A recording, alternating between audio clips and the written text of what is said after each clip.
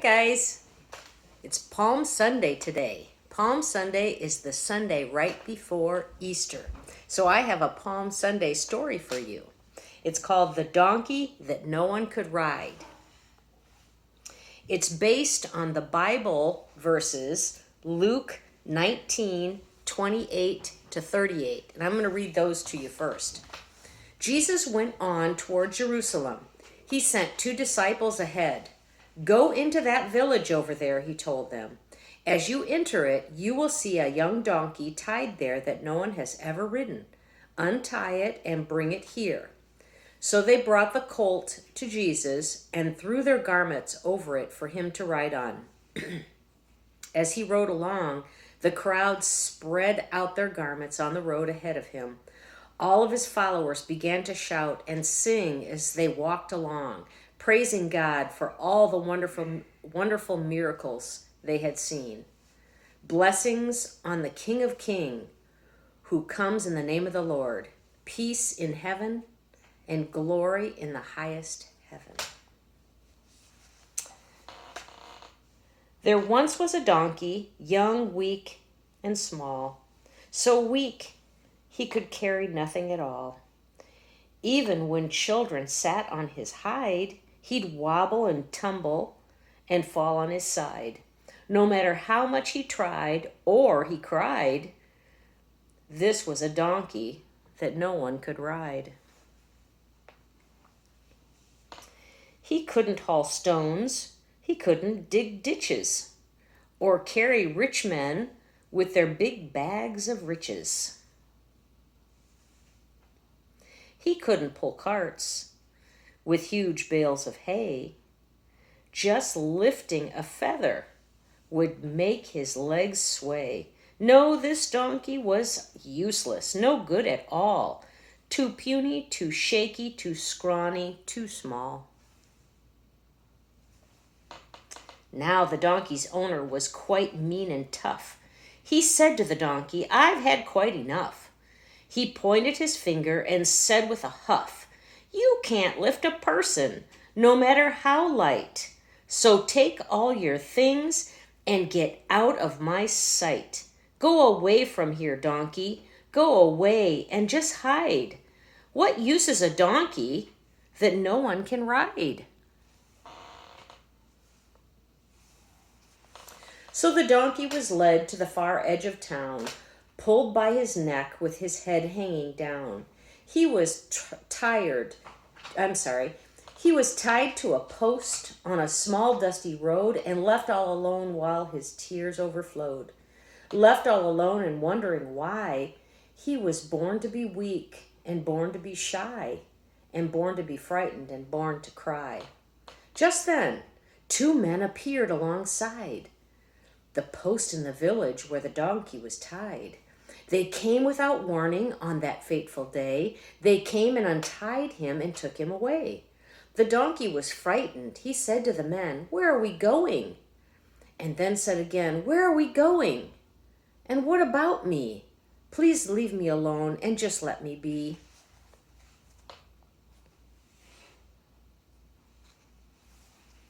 "Keep quiet," the men said. "We mean you no harm. Just follow us quickly.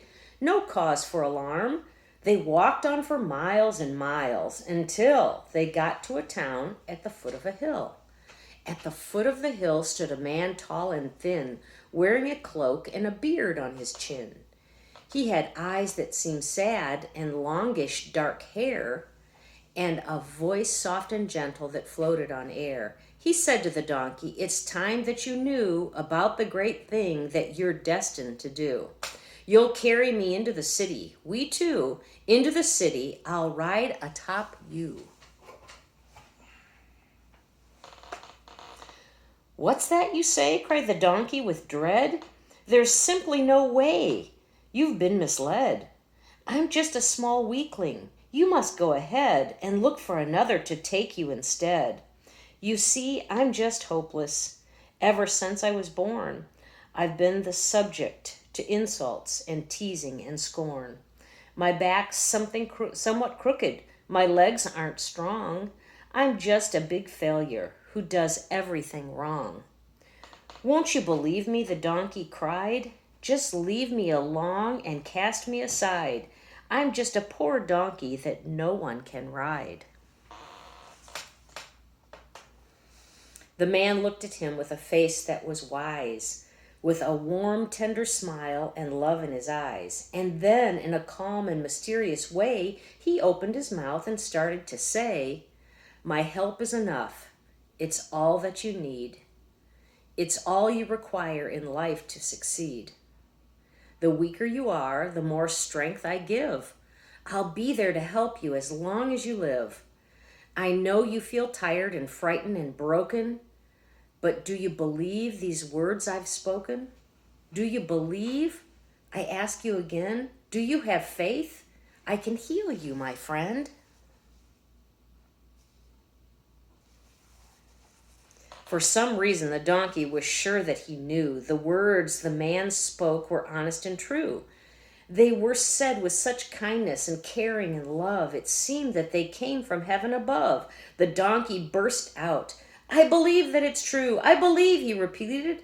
"I believe. Yes, I do." The man stretched his hand out and closed both eyes, and then, to the little donkey's surprise, he felt a sensation he couldn't control from the top of his head right down to his soul.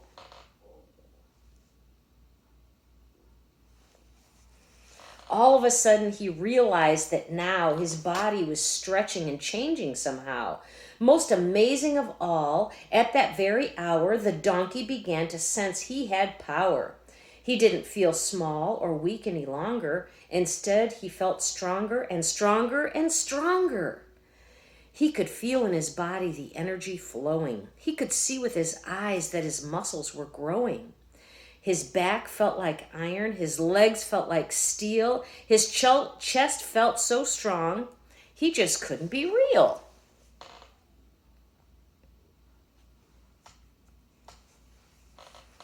"It's a miracle," the donkey cried out. A miracle beyond any doubt." In order to show all the thanks that he felt, the donkey bowed his head down and knelt in front of the man who had made him so strong, with a beard on his chin and hair that was long. The man looked upon him with sorrowful eyes, then sat on his back and told him to rise. "We're bound for that city that's west of the hill. I have a great mission I need to fulfill." The donkey got up. His tears had all dried. With big bulging muscles, he started to stride. No longer a donkey that no one could ride. No, now he had courage and power and pride. He started to stride. He started to run. He couldn't believe he was having such fun. With a clippity-clop and a clippity-clop, he kept right on going with no need to stop. But as they drew near to the gate of the town, the donkey could hear a very strange sound. The curious noise made him perk up his ears. What could it be? It sounded like cheers.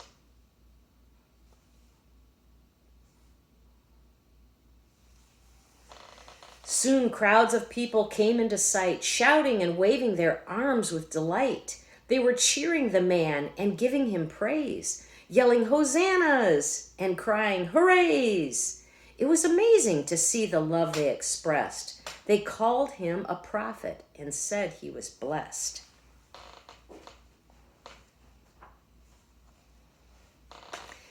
In front of the donkey, they threw with their arms flowers and garments and branches and palms. They laid all these down and started to sing, calling the man a savior and king. The donkey was happy. Gone were his tears. Never had people sung in his ears. Never was there a moment so sweet as carrying a king with palms at his feet. And all his life after, the donkey rejoiced that the king had made such a wonderful choice. To help with the greatest mission of all, the king used a donkey, young, weak, and small. So every year at Easter time, renew your hopes again. Remember how a little faith can give you strength. And then gather all your friends around and tell the tale of when a tiny donkey carried God into Jerusalem. The end.